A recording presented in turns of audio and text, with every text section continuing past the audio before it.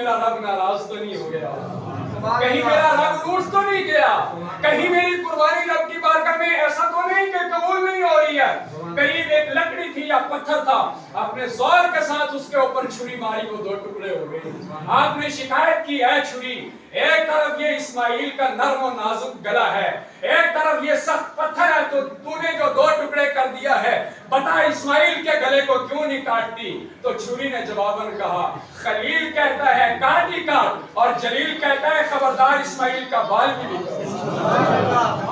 اللہ اکبر۔ دوبارہ چھری تیز کی، دوبارہ چھری تیز کی، اور تیز دار والی چھری لے کر کے پھر آئے، آنکھوں پر پٹی باندھی، اور پٹی باندھ کر کے گوڑا رکھا اسماعیل علیہ السلام کی گردن پر، چھری کھینچی تو چھری چل گئی۔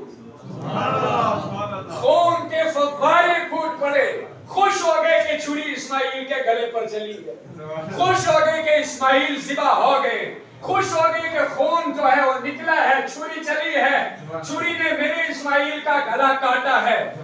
آنکھوں سے پٹی کھولی ہے تو دیکھا دوسری جانب اسماعیل کھڑے مسکرا رہے ہیں، اسماعیل کھڑے مسکرا رہے ہیں، اور دمبا زمین پر ذبح ہو چکا ہے، اور خون کے فوارے بہہ چکے ہیں، ایک طرف فرشتے کھڑے ہیں۔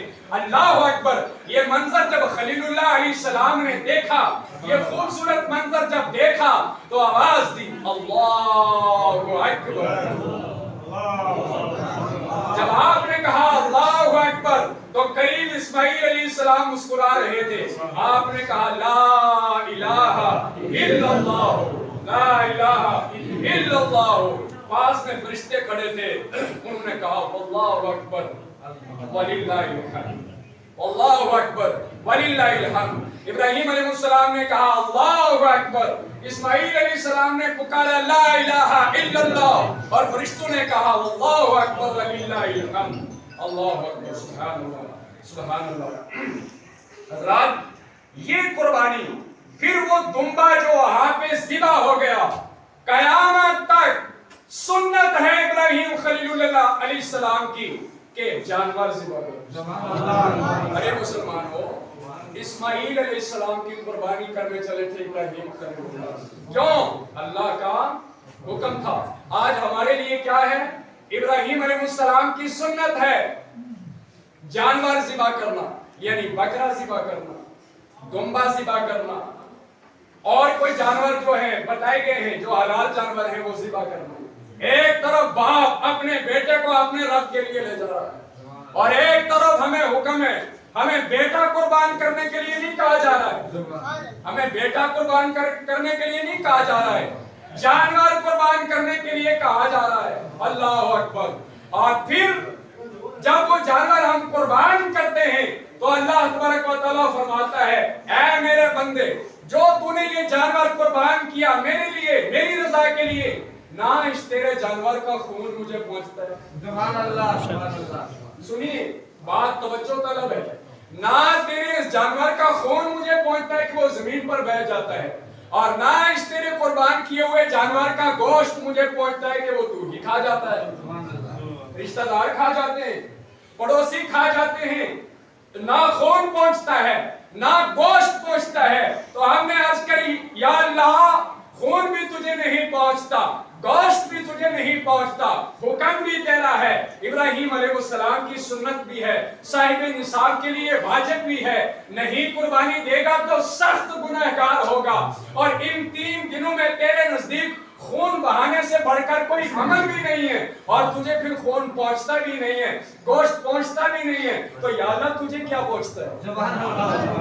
تو اللہ پاک ارشاد فرماتا ہے، جس وقت تو جانور کے گلے پر چھری رکھتا ہے اور چھری رکھ کر کے اللہ اکبر کہتا ہے، تکبیر کہتا ہے، اور تو کہتا ہے اِنَّا صَلَاتِي وَنُسُكِي وَمَحْيَايَ وَمَمَاتِي لِلَّهِ رَبِّ الْعَالَمِينَ۔ اے اللہ، میری نماز، میری قربانی کرنا، میرا جینا اور میرا مرنا اور میرا سب کچھ مولا تیرے لیے ہے، تیری بارگاہ میں قربان ہے، تیری راہ میں قربان ہے، میرا مال بھی تیرا ہے، میں بھی تیرا بندہ ہوں، میرا سب کچھ تیرا عطا کردہ ہے، میرا جینا مرنا تیرے لیے ہے، میری نماز، میری حیاتی، میرا مرنا سب تیرے لیے ہے۔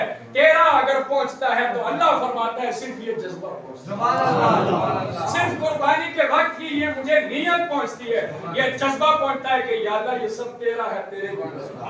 اللہ اکبر، اللہ اکبر۔ مسلمانوں آج کیوں گھبراتے ہیں جانور رب کی بارگاہ میں قربان کرنے کے لیے؟ یہ مال جو ہے یہ مال کس کا عطا کرتا ہے؟ اللہ تبارک و تعالیٰ کا ہے۔ اور جب بیٹے کی شادی کرانی ہو، توجہ ہے نا، بیٹے کی شادی کرانی ہو تو کسی سے مشورہ کرتے ہو کہ میں کتنے پیسے لگاؤں، میں کتنے پیسے لگاؤں، میں کتنے شامیانے منگاؤں، میں کتنے ٹینٹ لگاؤں، میں کیسا کھانا بناؤں، میں کتنا پیسہ خرچ کروں؟ نہیں نہیں، اس وقت آپ کہتے ہیں بیٹی کی زندگی کا ایک ہی دن ہے، خوشی کا ایک ہی دن ہے، خرچہ کرنے کا ایک ہی دن ہے، چاہے ادھار اٹھانا پڑے، چاہے قرض لینا پڑے، چاہے سود پر پیسہ اٹھانا پڑے، جو حرام ہے لینا اور جو حرام ہے دینا، مگر بیٹے کی خوشیوں پر سارا مال قربان ہے۔ اور جب قربانی کے ایام آتے ہیں تو آپ نون میں سے نقطہ ڈھونڈتے ہیں، پھر وہاں پہ مسلمان نون میں سے نقطہ ڈھونڈتے ہیں، ان پر قرض ہے، یہاں گھر والی کہتی ہے یہ بھی ناراض ہوگی، ماں کہتی ہے وہ بھی ناراض ہوتی ہے، پیسے وہاں پہ پھنسے ہوئے، یہ سارے چکر قربانی کے ایام میں یاد آتے ہیں۔ آگے پیچھے یہ ساری باتیں، جب بیٹے کی شادی ہو، بیٹی کی شادی ہو، گھر کے کام کا جو نیا پلاٹ خریدنا ہو، اس میں آپ کو کوئی رکاوٹ نہیں ہے، لیکن جس دن قربانی کے دن آئے اس دن یہ ساری چیزیں جو ہیں وہ راستے میں رکاوٹ بن گئی، کیا کریں کیا نہ کریں۔ جانور دیکھا تھا وہ 10,000 کا، دیتے 15,000 کا، سونے دے پا بکنا جی کیا لینا، کرتے کرتے کرتے وہ قربانی کے ایام نکل گئے۔ ساری باتیں کرنے کا مقصد ایک ہی ہے، ہمارا مرنا، ہمارا جینا، ہماری نماز، ہماری قربانی، ہمارا مال، ہماری دولت، سب اللہ کے اللہ کے۔ ابراہیم علیہ السلام بیٹے کو لے کے چلے تھے، ہمارے لیے بیٹوں کو قربان کرنا نہیں بتایا، بکری بکرا قربان کرنا بتایا، بھیڑ قربان کرنا بتایا، دمبا قربان کرنا بتایا، اور اس میں کیا بتایا؟ 3 حصے، سبحان اللہ سبحان اللہ، ایک تیرا، اور اگر غریب ہے، گھر میں بہت غریب ہے، بہت غریب ہے اور پریوار زیادہ ہے تو فرمایا سارا ہی کوئی رکھے۔ اونچی بول دیجئے قربانی کا فلسفہ سمجھیے، قربانی کا مقصد سمجھیے، قربانی کا مطلب سمجھیے۔ دی اللہ کے لیے، جانور خریدا اللہ کے لیے، قربان کیا اللہ کے لیے۔ میں نے ابھی آپ کو بتایا وہ رب قرآن میں کہتا ہے نہ تیرا خون مجھے پہنچا، نہ تیرا گوشت مجھے پہنچا، صرف ایک تیرا جذبہ پہنچا، ایک تیری محبت پہنچی، ایک تیری نیت پہنچی۔ اور اگر تیرا پریوار گھر کا غریب ہے، اگر تو غریب ہے، تیرے بچوں کو اگر کافی عرصہ گوشت کھانا نہیں ملتا تو سارا گاڑی میں رکھ، سارا گاڑی میں رکھ لے اور کھا جا۔ اور اگر پریوار غریب نہیں ہے، اگر تو غریب نہیں ہے تو 3 حصے ہیں، ایک تیرا ہے، ایک رشتہ داروں کا ہے۔ بات بڑی سوچنے کی ہے، کس کا ہے؟ بولو کس کا ہے؟ رشتہ داروں کا ہے، اور ایک غرباء اور مساکین کا ہے۔ یعنی قربانی کے اندر سے ہمیں جو سبق ملتا ہے وہ یہ ملتا ہے کہ اے میرے بندے رشتہ داروں کا پتہ رکھنا، رشتہ داروں کا خیال رکھنا، پتہ رکھنا، اور یتیموں کا پتہ رکھنا، بیواؤں کا پتہ رکھنا، مساکین کا پتہ رکھنا، اور رشتہ داروں کا بھی پتہ رکھنا، اچھا سلوک کرنا۔ یہ قربانی کے اندر سے ہمیں یہ سبق ملتا ہے۔ 3 حصے کر کے بتا دیے گئے، رشتہ داروں کا حصہ اور اس کا اپنا حصہ، اور غرباء اور مساکین کا حصہ۔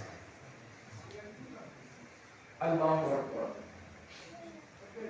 اب صاحب نصاب کے لیے قربانی کرنا جو ہے وہ کیا ہے؟ بولو واجب ہے۔ صاحب نصاب کے لیے قربانی کرنا کیا ہے؟ اونچا بول دیجئے، واجب ہے۔ اور صاحب نصاب میں نے آپ کو بتا دیا ہے، چند ضروری باتیں کروں گا۔ میں نے اس ہفتے میں پچھلے جمعہ اور اس کے پچھلے جمعہ بڑی کوشش کی کہ میں آپ کو بتاؤں، شاید بہت سارے لوگوں کو باتیں سخت لگی ہوگی، لیکن اس میں مقصد یہ تھا کہ ہمارے ہاں بہت سارے لوگ قربانی نہیں کرتے۔ اس کی وجہ کیا ہوتی ہے؟ اس کی وجہ یہ ہوتی ہے کہ بیوی بھی بیٹھ کے دیکھ رہی ہوتی ہے کہ میری طرف سے قربانی ہے جی، ماں کہتی ہے میری طرف سے قربانی کرے، ابا کہتا ہے میری طرف سے قربانی کرے، اور یہ مسئلے کی بات بتانا ہمارے لیے بہت ضروری ہے کہ تاکہ ان خواتین تک لاؤڈ سپیکر کے ذریعے یہ آواز پہنچے، آپ کے گھروں میں یہ آواز پہنچے، مسئلے کی روح سے یہ بات پہنچے کہ آپ کی بیوی پر قربانی کرنا واجب ہے۔ بولو سارے، بیوی پر قربانی کرنا واجب نہیں ہے۔ اگر وہ اس کی طرف سے قربانی نہیں ہوگی تو وہ گنہگار نہیں ہوگی۔ اگر والدہ خود صاحب نصاب نہیں ہے تو آپ کا اس کی طرف سے قربانی کرنا ثواب ہے، مگر اس پر واجب نہیں ہے۔ اگر قربانی نہیں ہوگی تو آپ کی ماں گنہگار نہیں ہوگی۔ اگر آپ کا باپ صاحب نصاب نہیں ہے، بزرگ ہے، آپ کماتے ہیں اسے بھی کھلاتے ہیں، تو آپ کا باپ اگر قربانی نہیں کر رہا ہے تو وہ گنہگار نہیں ہوگا۔ خواتین تک یہ مسئلہ پہنچنا چاہیے تاکہ وہ خود آپ کو بلا کر کے کہیں کہ میرے شوہر قربانی کرنا تیرے لیے واجب ہے، نہیں کرے گا تو گنہگار ہوگا۔ میری نہ سوچ، تو گنہگاری سے بچ اور اللہ تعالیٰ کی رضا حاصل کر۔ یہ اس لیے بیان کرنا ضروری ہے۔ آپ بہت سارے لوگوں کو کیونکہ یہ بتایا گیا کہ قربانی کے 3 ایام میں یہ دیکھنا ہوگا کہ آپ صاحب نصاب ہو یا نہیں ہو۔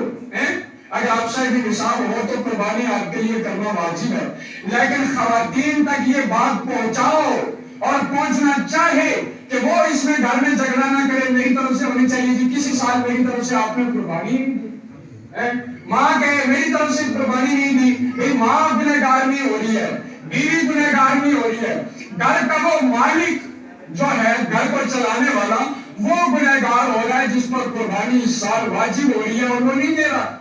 تو لہذا یہ قربانی جو ہے آج بھی جنہوں نے خرید رکھے ہیں جانور اللہ تعالیٰ قبول فرمائے، کل کا دن بھی قربانی کا ہے، پرسوں کا دن بھی قربانی کا ہے۔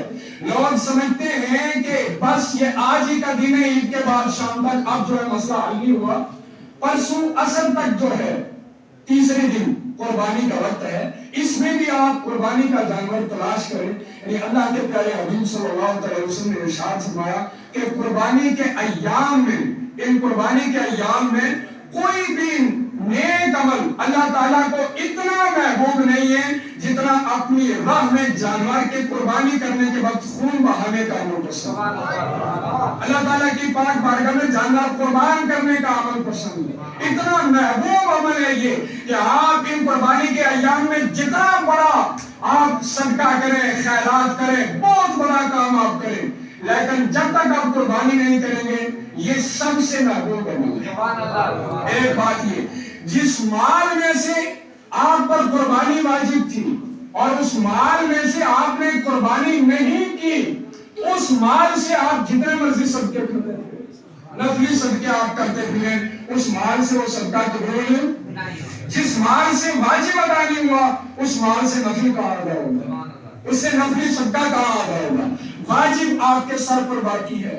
تو لہٰذا آج بھی کوشش کریں، اور یہ جو جانور ہے اب اس کے بعد چونکہ قربانی کا ٹائم شروع ہے، اللہ اکبر، تو نبی پاک صلی اللہ علیہ وسلم نے فرمایا کہ قربانی کے جانور کے پاس قربانی دینے والا حاضر ہو، وہ موجود ہو، اور فرمایا قربانی کے